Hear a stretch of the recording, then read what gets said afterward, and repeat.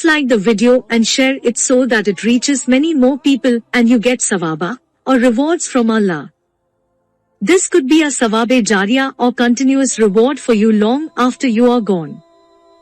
Volume 2, Book 24, number 506. Narrated by Aisha.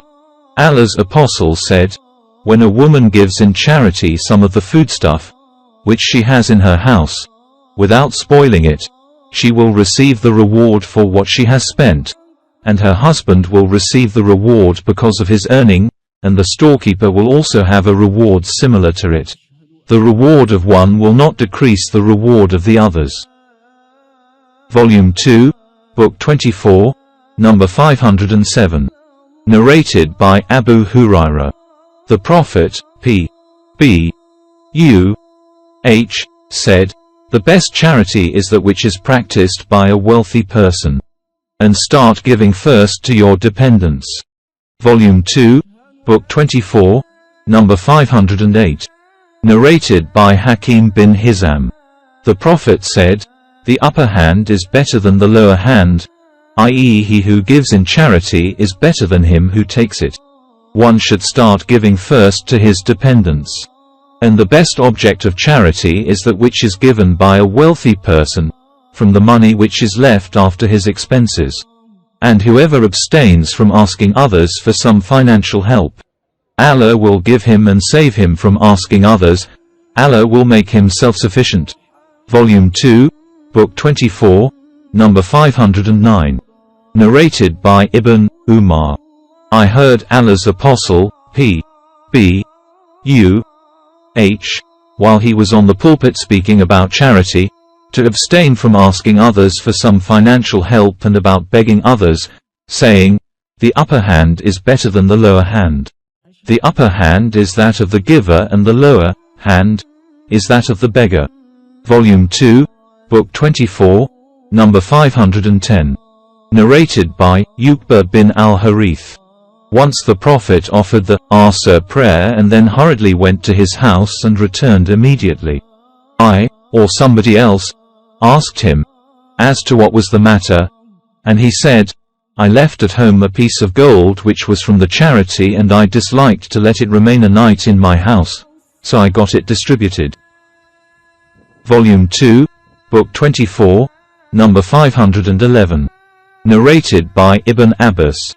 The Prophet went out for the Eid prayer on the Eid day and offered a 2-rakat prayer. And he neither offered a prayer before it or after it. Then he went towards the women along with Bilal. He preached them and ordered them to give in charity. And some, amongst the women, started giving their forearm bangles and earrings. Volume 2, Book 24, number 512. Narrated by Abu Burda bin Abu Musa. That his father said, whenever a beggar came to Allah's Apostle or he was asked for something, he used to say to his companions, help and recommend him and you will receive the reward for it. And Allah will bring about what he will through his Prophet's tongue. Volume 2, Book 24, number 513. Narrated by Asma. The Prophet said to me, do not withhold your money, for if you did so, Allah would withhold his blessings from you. Volume 2, Book 24, number 514. Narrated by Abda. The Prophet said, do not withhold your money by counting it, i.e. hoarding it, for if you did so, Allah would also withhold his blessings from you. Volume 2, Book 24, number 515. Narrated by Asma bint Abu Bakr. That she had gone to the Prophet and he said, do not shut your money bag. Otherwise Allah too will withhold his blessings from you. Spend, in Allah's cause, as much as you can afford. Volume 2, Book 24, number 516.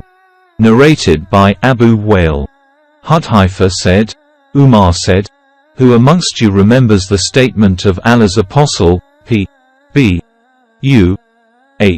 about afflictions? I said, I know it as the Prophet had said it. Umar said, no doubt, you are bold. How did he say it? I said, a man's afflictions, wrong deeds, concerning his wife, children and neighbors are expiated by his prayers, charity, and enjoining good. The sub-narrator Suleiman added that he said, the prayer, charity, enjoining good and forbidding evil. Umar said, I did not mean that, but I ask about that affliction which will spread like the waves of the sea. I said, O chief of the believers, you need not be afraid of it as there is a closed door between you and it. He asked, will the door be broken or opened? I replied, no, it will be broken. He said, then, if it is broken, it will never be closed again. I replied, yes.